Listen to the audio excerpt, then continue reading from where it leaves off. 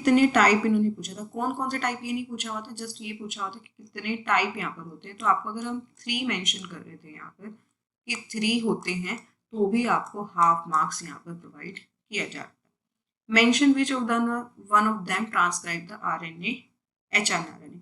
नाम लिखने की आपको यहाँ पर जरूरत नहीं थी। इन 3 के अंदर आपको आरएनए पॉलीमरेज 1 2 3 ये मेंशन करने की जरूरत नहीं थी, जस्ट आपको इतना ही लिखना था कि 3 मिलते ही आपको यहाँ पर हाफ मार्क्स मिल जाता था। फिर मेंशन कौन सा जो है एचएनआरएनए को ट्रांसक्राइब करता है, तो इसका आंसर आना था आरएनए पॉलीमरेज 2। तो आरएनए पॉलीमरेज 2 जैसे ही मेंशन करा था तो आपको 1 मार्क प्रोवाइड यहाँ पर किया जा रहा था। तो आरएनए पॉलीमरेज 2 ही लिखने के 1 मार्क्स प्रोवाइड किए जाते और कुछ भी मेंशन नहीं करना था, जस्ट आरएनए पॉलीमरेज यहाँ पर सेकंड जो आपको मेंशन करना था, इस वजह से 1 मार्क्स। देखो जो बायोलॉजी है उसके अंदर आपको सीधी टर्म लिखनी होती है, उसी के आपको डायरेक्ट नंबर मिल जाते हैं, आपको एक्सप्लेनेशन करने की जरूरत नहीं। अगर नहीं पूछा, देखो इन्होंने जस्ट कहा कि मेंशन करो, नाम बताओ बस, एक्सप्लेन करने के लिए नहीं बताया कि किस तरह से काम करता है, वो अलग क्वेश्चन है। ठीक है, हेलो एवरीवन, आज इस वीडियो में हम बात करेंगे कि आप अपना बायोलॉजी का जो +2 का पेपर होता है सीबीएसई बोर्ड का, वो किस तरह से अटेम्प्ट करें कि आपको मैक्सिमम मार्क्स इसके अंदर मिले। जैसा कि आप जानते हो बायोलॉजी के क्वेश्चन जो होते हैं बहुत डायरेक्ट होते हैं, लेकिन फिर भी स्टूडेंट जो है कहीं ना कहीं कुछ मिस्टेक्स कर आते हैं और उन्हें लगता है कि उनके नंबर अच्छे आने चाहिए, लेकिन फाइनली जब रिजल्ट आता है तो कहीं ना कहीं वो थोड़ी मिस्टेक्स होती हैं। तो जो एक्चुअली बोर्ड होता है वो इसके अंदर अपनी एक मार्किंग स्कीम देता है, जिसके अकॉर्डिंगली जो वहाँ पर टीचर्स होते हैं उस पेपर्स को चेक करते हैं। उस मार्किंग स्कीम जो दी होती है वो बहुत ही जो है मार्क्स जो होते हैं वो डिवाइड ही होते हैं कि कितना आंसर लिखने पर या क्या पॉइंट लिखने पर कितना नंबर जो है स्टूडेंट्स को दिया जाना चाहिए। तो आज उसी मार्किंग स्कीम की बात करेंगे कि किस तरह से जो बोर्ड है वो मार्किंग स्कीम प्रोवाइड करता है और किस तरह से आपका पेपर चेक होता है। तो आप ये जो पेपर है ज़रूर देखिए पूरी वीडियो, ताकि आपको पता चल जाए कि आपको किस तरह से क्वेश्चन अटेम्प्ट करना है और क्या क्या पॉइंट जो है क्वेश्चन में दिए जाने चाहिए, जिसकी वजह से आपको 100% मार्क्स वहाँ पर मिल जाए। तो ये जो पेपर मैं सॉल्व करवा रही हूँ दैट इज़ द फ्रॉम 2023 में जो अभी फैब में पेपर हुआ था वो है, उसके अकॉर्डिंगली क्या मार्किंग स्कीम रही थी और किस तरह से पेपर चेक हुआ था उसके बारे में बात करेंगे। तो यहाँ पर जो 1st to 6th पहले से 16 क्वेश्चंस होते हैं वो सारे 1-1 मार्क्स के होते हैं। तो उसके अंदर तो अगर आपको आंसर आता है तो डायरेक्टली आपका आंसर क्लिक हो जाता है। तो हम 17th क्वेश्चन से बात करेंगे कि यहाँ पर किस तरह से जो है सब्जेक्टिव क्वेश्चंस किए जाने चाहिए। तो क्वेश्चन नंबर जो 17 है तो उसका ए पार्ट है, explain the process of development of male gametophyte in a angiosperm. तो अगर आप ये देखोगे वैसे तो जो डेवलपमेंट ऑफ मेल गैमेटोफाइट की वो बहुत बड़ी है, बट आपको इतना बड़ा एक्सप्लेनेशन यहाँ पर नहीं करना है। 2 मार्क्स का क्वेश्चन है, यानी ये जो क्वेश्चन है वो 1 मार्क का यहाँ पर रहेगा।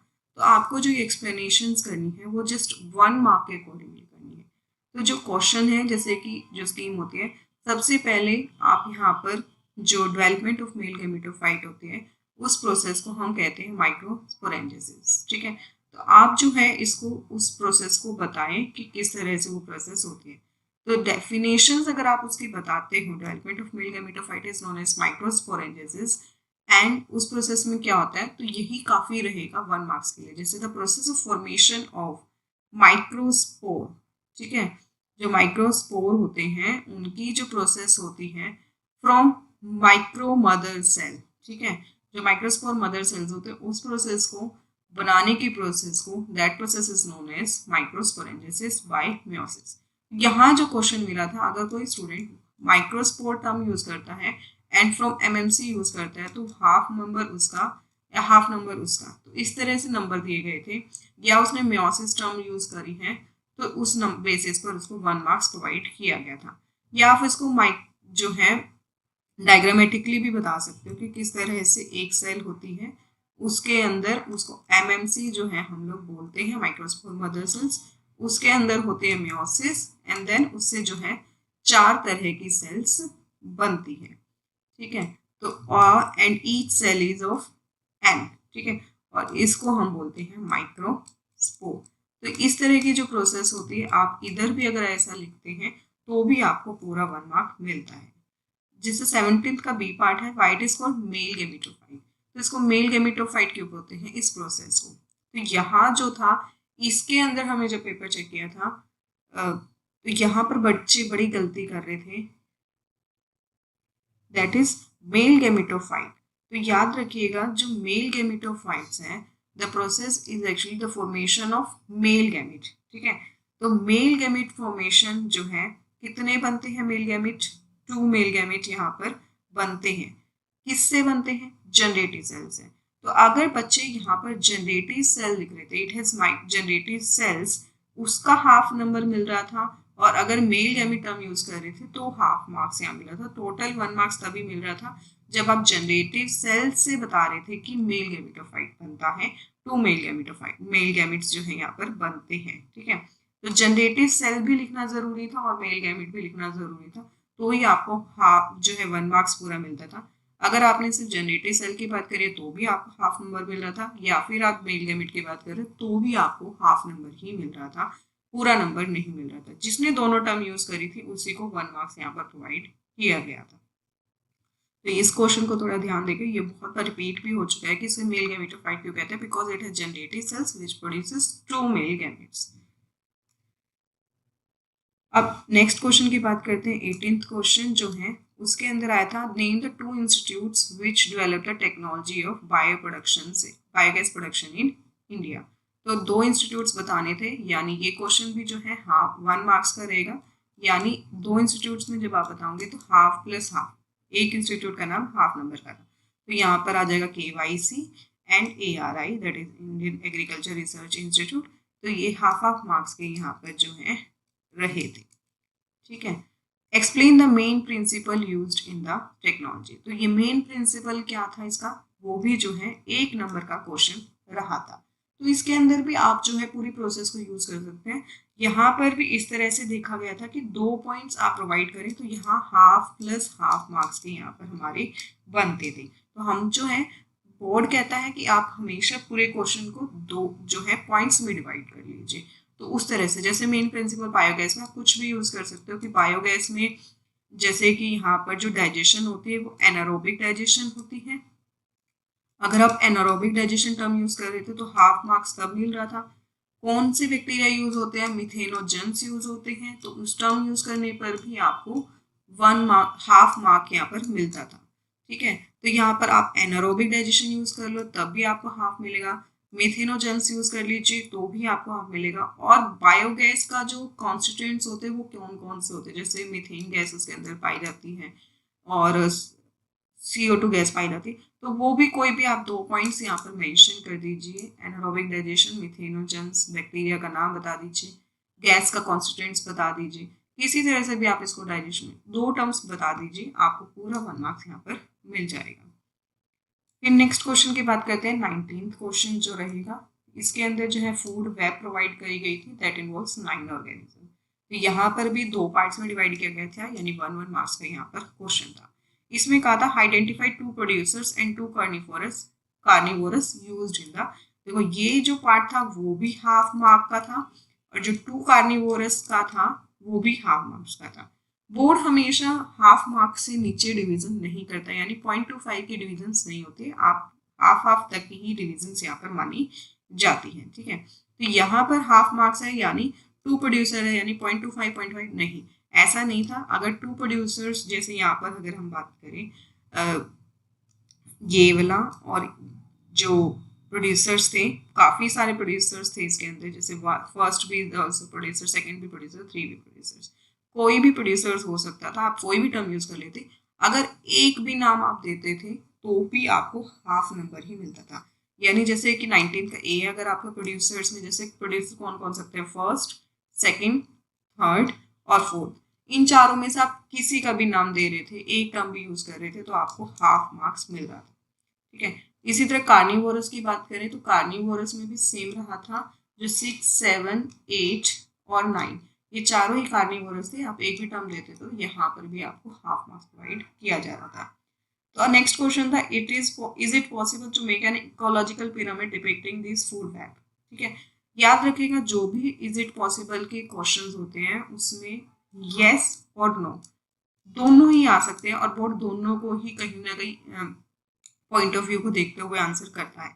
अगर आप यस कर रहे थे तो भी आपके आंसर को आधा नंबर दिया जा रहा था, और नो लिख रहे थे तो भी आपको हाफ मार्क्स प्रोवाइड किया जाता।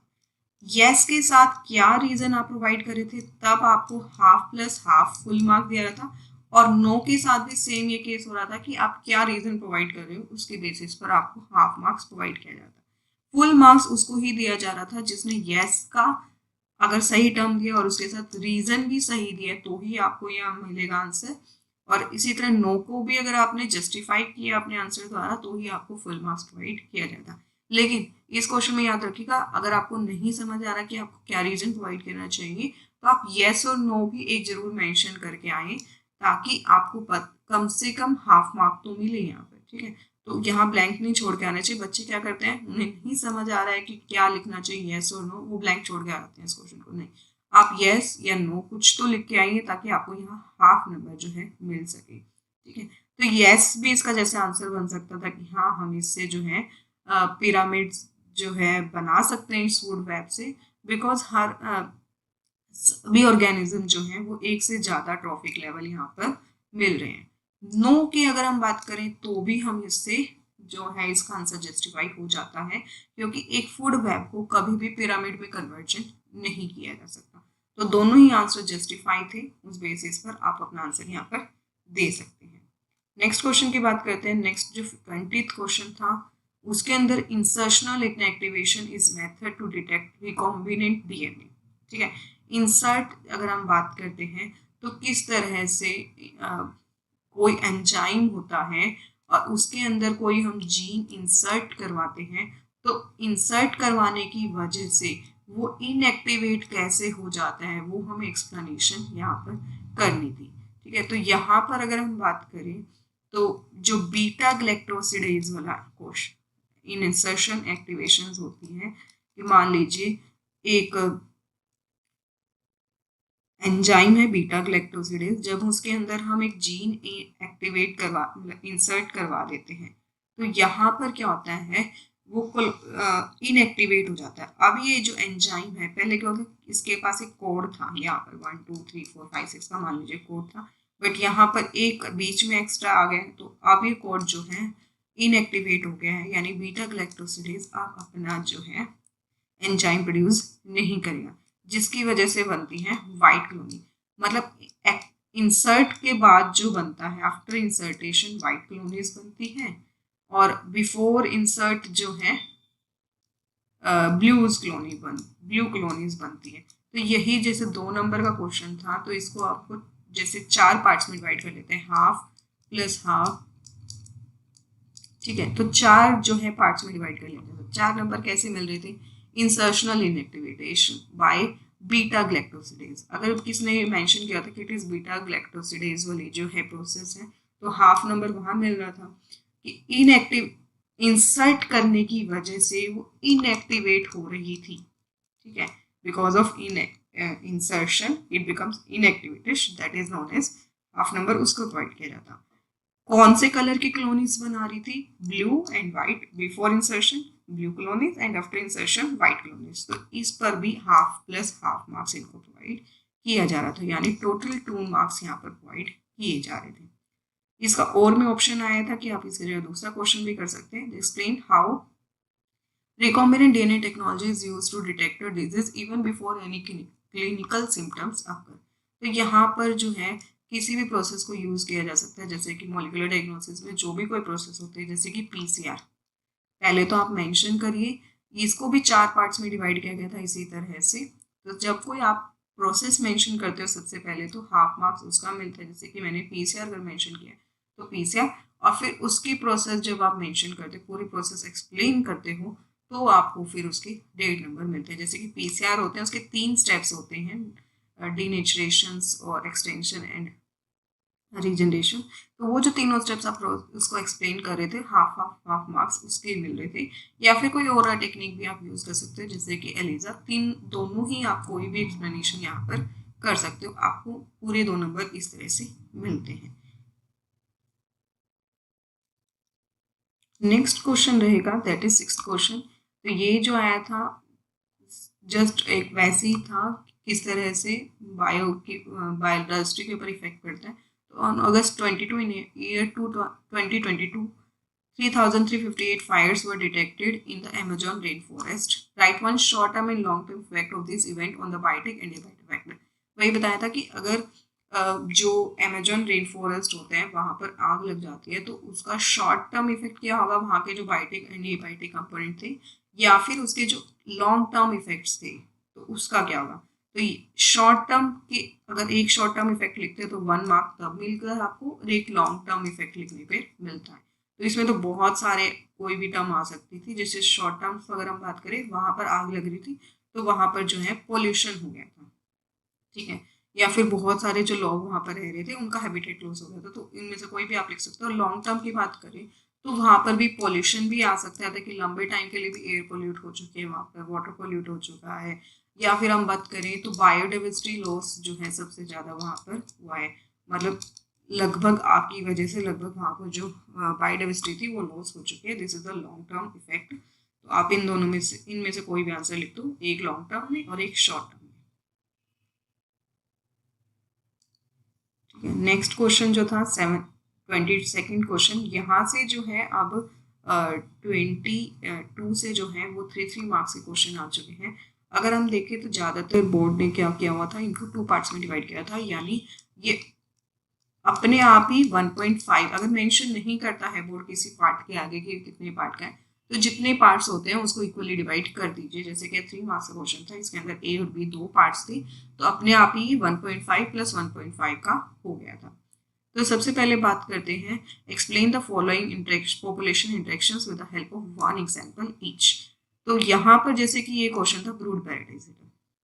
जैसे कि आप जानते हो ब्रूड पैरासिटिज्म क्या होता है कि जब कोई और जो है आकर उसके अंदर रह जाता है, वैसे किसी को पॉजिटिव प्लस नेगेटिव इंटरेक्शन ये एक तरह से होता है, पैरासिटिक इंटरेक्शंस होता है। तो इसके अंदर आपको 1.5 जब नंबर मिल रहे थे, या तो आप ब्रूड पैरासिटिज्म की डेफिनेशंस बता रहे थे और उसका एग्जाम्पल बता रहे थे, दोनों पर ही आपको 1.5 नंबर मिल रहा था।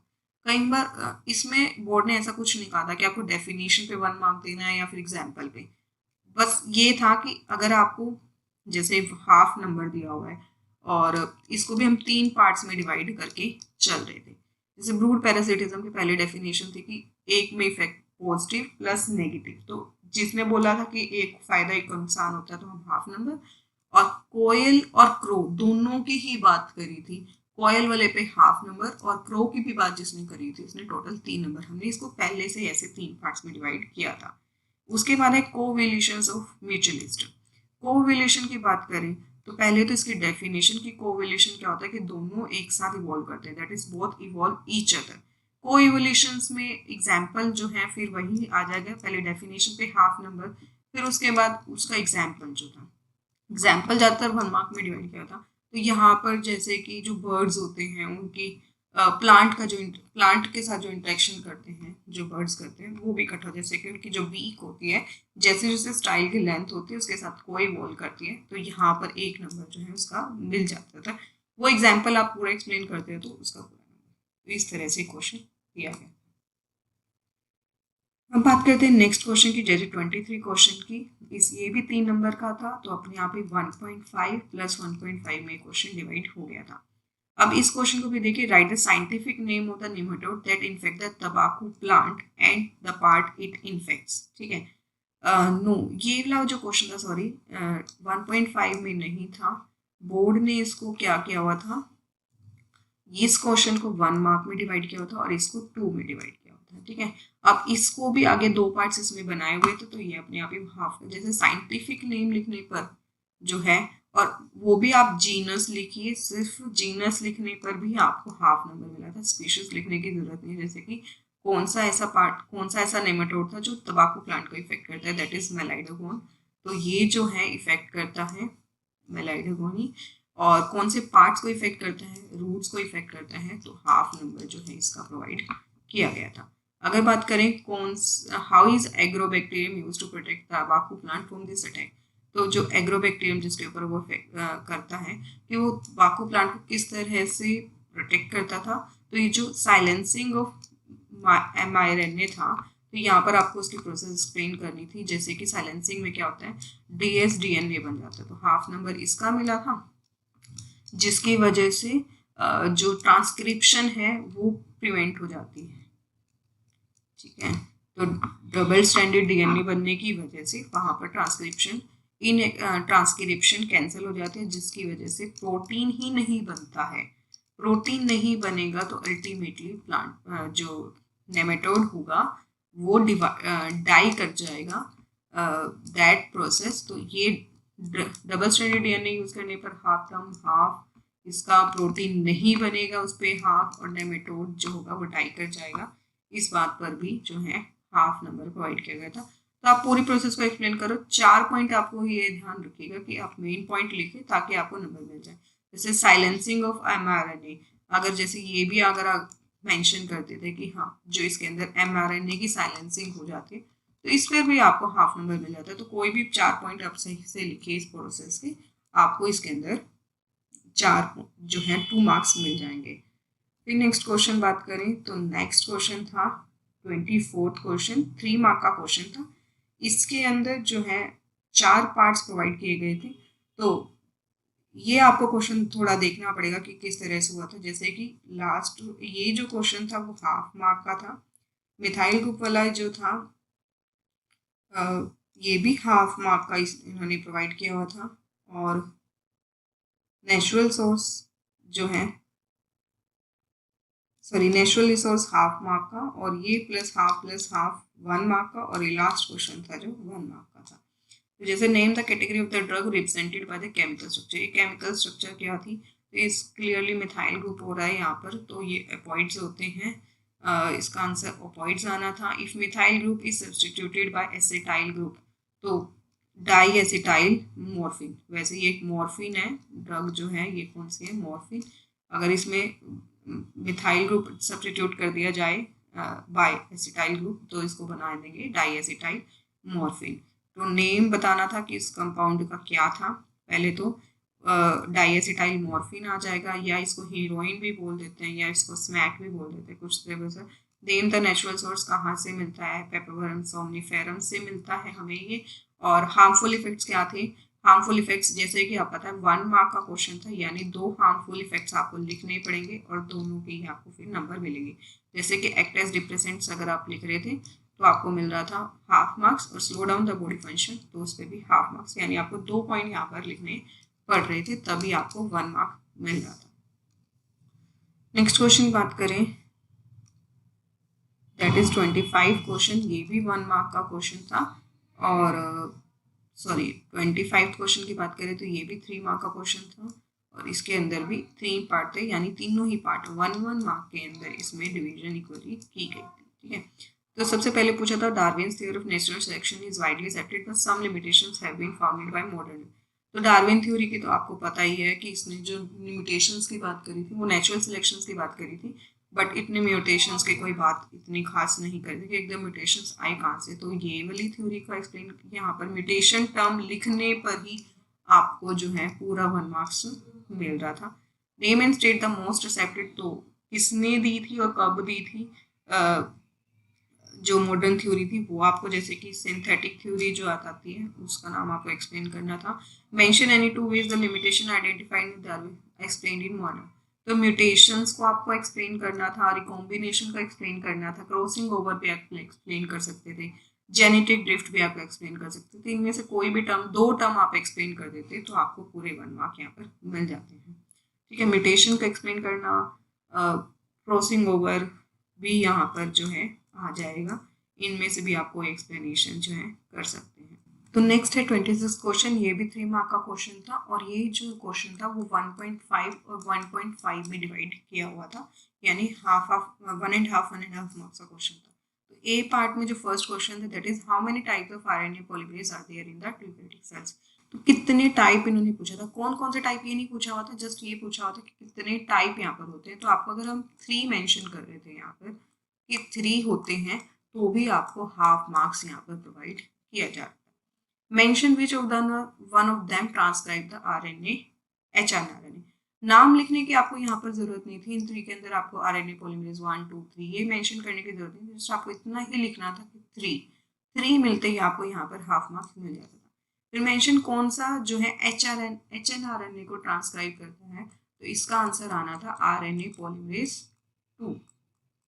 तो RNA पॉलीमरेज 2 जैसे ही मेंशन करा था तो आपको 1 मार्क प्रोवाइड यहाँ पर किया जा रहा था। तो RNA पॉलीमरेज 2 ही लिखने के 1 मार्क्स प्रोवाइड किए जाते और कुछ भी मेंशन नहीं करना था, जस्ट RNA पॉलीमरेज यहाँ पर सेकंड जो आपको मेंशन करना था, इस वजह से 1 मार्क्स। देखो जो बायोलॉजी है उसके अंदर आपको सीधी टर्म लिखनी होती है, उसी के आपको डायरेक्ट नंबर मिल जाता है, आपको एक्सप्लेनेशन करने की जरूरत नहीं। अगर नहीं पूछा, देखो इन्होंने जस्ट कहा कि मेंशन करो, नाम बताओ बस, एक्सप्लेन करने के लिए नहीं बताया कि किस तरह से काम करता है, वो अलग क्वेश्चन है, ठीक है। तो जैसे कि इसने पूछा था write the changes that HNRNA undergoes before it leaves the nucleus as mRNA। तो mRNA बनने से पहले उसमें क्या क्या चेंजेस आते हैं, जैसे कि आपको पता ही है इसके अंदर 3 प्रोसेसेस होती हैं, स्प्लाइसिंग, कैपिंग और टेलिंग।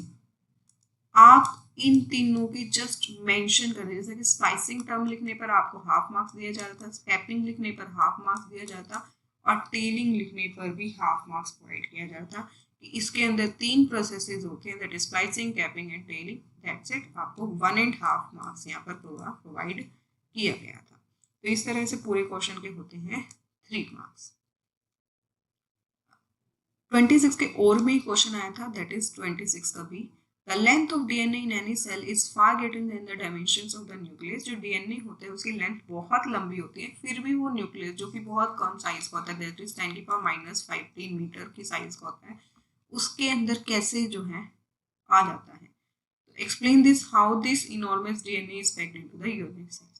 तो इसके अंदर आपको प्रोसेस पूरी एक्सप्लेन करनी थी न्यूक्लियोसोम वाली। तो जैसे कि आप पता है कि इसके अंदर 8 हिस्टोन प्रोटीन्स, बेसिक प्रोटीन्स जो होते हैं, पहले न्यूक्लियोसोम लिखने पर आपको हाफ मार्क्स मिल रहा था, 8 हिस्टोन प्रोटीन मिलने पर हाफ मिल रहा था, ये बेसिक प्रोटीन्स होते हैं, हाफ मार्क्स मिल रहा था। DNA इज नेगेटिव चार्ज, ठीक है, तो हाफ मार्क्स इसका मिलता था। मतलब पूरे क्वेश्चन को इन्होंने 6 पार्ट्स में डिवाइड किया हुआ था, हाफ हाफ करके। तो इस तरह से आता है nucleosome half marks, 8 histone protein 1 marks, basic होते हैं half marks, DNA negative charge होता है हाफ मार्क्स, उसके बाद 8 हिस्टोन प्रोटीन्स और एक H1 जो होता है वो लिंकर प्रोटीन्स होते हैं, उसके ऊपर ऑक्टामर वो जो है बनाता है, इस तरह से हाफ मार्क्स। तो यानी पूरी प्रोसेसेस आप देख लीजिए, 8 पॉइंट आपको मेंशन, 6 पॉइंट्स आपको मेंशन करने हैं। जैसे आप 6 पॉइंट इसके मेंशन कर देते हो, आपको यहाँ पर 3 मार्क्स मिल जाते हैं, 1-2 पॉइंट ऊपर नीचे भी जाते हैं। तो आप ज़्यादा लिख के आएंगे, 6 पॉइंट की जगह पूरी प्रोसेस को लिख के आएंगे, तो सही से लिख के आओ, पॉइंट्स में लिख के आओ, आपको यहाँ पर मार्क्स मिल जाएंगे। तो पूरी न्यूक्लियोसोम वाली प्रोसेस आपको यहाँ पर एक्सप्लेन कर ली। नेक्स्ट क्वेश्चन की बात करें 27 का 3 मार्क का क्वेश्चन था, 3 ही पार्ट इसके बनाए हुए थे, 1 मार्क्स में डिवाइड कर दिया गया था। तो तीनों ही प्रोसेस का, जैसे कि एक्सपेंड एंड एक्सप्लेन। तो क्वेश्चन में पहले ही है कि जैसे 1 मार्क का, तो अगर एक्सपेंड आप फुल फॉर्म लिखते हो तो आपको हाफ मार्क्स मिल रहा था, अगर आपको इसको एक्सप्लेन करते हो तो भी आपको हाफ मिल रहा था। यानी जैसे गिफ्ट है, गिफ्ट में जैसे कि आपको पता है इसकी फुल फॉर्म होती है गैमीट इंट्राफेलोपियन ट्रांसफर, ठीक है।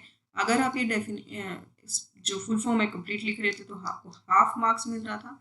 एक 4 जैसे टर्म्स है यहाँ पर, गैमीट GIFT, इसमें से अगर आप 3 सम लिखते हो तो ही आपको हाफ नंबर मिल रहा था, अगर एक थोड़ी गड़बड़ हो रही थी तो नंबर कोई प्रॉब्लम नहीं थी। फिर उसके बाद है कि गिफ्ट में होता क्या है कि in this gametes are transferred into the fallopian tube of the male female, that is GIFT. तो इसको भी आपको हाफ मार्क मिल रहा था। इसी तरह गिफ्ट में था जाइगोट इंट्राफेलोपियन ट्रांसफर, तो in this zygote is transfer into the fallopian tube of the female, तो ये भी पॉइंट इसके अंदर बन रहा था। एंड देन उसके बाद IUI, that is intrauterine insemination, इसकी मतलब होता है, डेफिनेशन है sperm is transferred into the uterus और वजाइना ऑफ द फीमेल। तो इस तरह से भी आपको यहाँ पर 1 मार्क प्रोवाइड किया जा रहा था। नेक्स्ट क्वेश्चन जो है वो है 28 क्वेश्चन, ये भी जो है 3 मार्क का क्वेश्चन था। Trace the journey of zygote from the isthmus of the fallopian tube up to the implantation in the uterus of the human female। तो जैसे कि highlight the changes that zygote undergoes। तो यहाँ पर भी 3 number का question था, 6 points में इसको डिवाइड कर लीजिए। 6 मेन क्वेश्चन, जैसे कि सबसे पहले होता है 2 सेल स्टेज, फिर 4 सेल स्टेज हाफ मार्क्स, जैसे 2 सेल स्टेज के मिल गए थे। डायग्रामेटिकली एक्सप्लेन कर सकते थे आप इसको या फिर रिटर्न में। अगर आप डायग्रामेटिकली बना रहे थे तो 2 सेल स्टेज जैसे यहाँ पर बना दीजिए, फिर उसके बाद 4 सेल बना दीजिए, फिर 8 सेल बना दीजिए। इस तरह से अगर आप 2 सेल स्टेज डायग्राम बनाते तो हाफ नंबर फिर मिल जाता था। कि आप लिखने में भी लिख देते थे कि जाइगोट जो है डिवाइड करेगा एंड देन जो है 2 सेल स्टेज में कन्वर्ट जाएगा, फिर डिवाइड करेगा 4 सेल में हो जाएगा। तो जैसे जैसे फिर 8 सेल स्टेज लिखने के आपको हाफ मार्क्स प्रोवाइड किए जा रहे थे। मोरूला अगर आप मेंशन कर रहे थे या डायग्रामेटिकली बना रहे थे तो भी आपको हाफ मार्क्स मिल रहे थे। ब्लास्टुला लिखने पर कोई भी ये जो टर्म है जैसे 2 cell stage, 4 cell, 8 cell, morula, blastula, then blastocyst जो है मेंशन कर रहे थे, फिर ट्रोफोब्लास्ट क्या होता है वो मेंशन कर रहे थे, किस तरह से एंडोमेट्रियम होता है उसको मेंशन किया जा रहा था, इम्प्लांटेशन की डेफिनेशन क्या होती है, कोई भी आप 6 पॉइंट इनमें से मेंशन कर दीजिए। इस तरह से करते हुए आपको जो है 3 मार्क्स यहाँ पर प्रोवाइड किए गए। मैंने इस पेपर के आपको मेंशन किए हैं सेक्शन बी और सेक्शन सी के क्वेश्चंस। होप आप लोगों को समझ आएगा कि किस तरह से आपको क्वेश्चन जो है अटेम्प्ट करने चाहिए और किस तरह से क्वेश्चन जो है आप उसको पहले ही अपने आप भी जो है डिवाइड कर सकते हैं कि कितने कितने मार्क्स में जो है मार्क डिवाइड होंगे और हम उस कितने में उसको आंसर्स करेंगे। तो आप हाफ मार्क्स के अकॉर्डिंगली उस क्वेश्चन को ज़्यादातर आंसर करने की कोशिश करिए। तो होप आप लोगों को ये वीडियो समझ आई होगी और आप लोगों को कहीं ना कहीं हेल्पफुल होगी कि किस तरह से आपको अपना क्वेश्चन पेपर जो है अटैम्प्ट करना है और किस तरह से आप लोगों को तैयारी करनी है।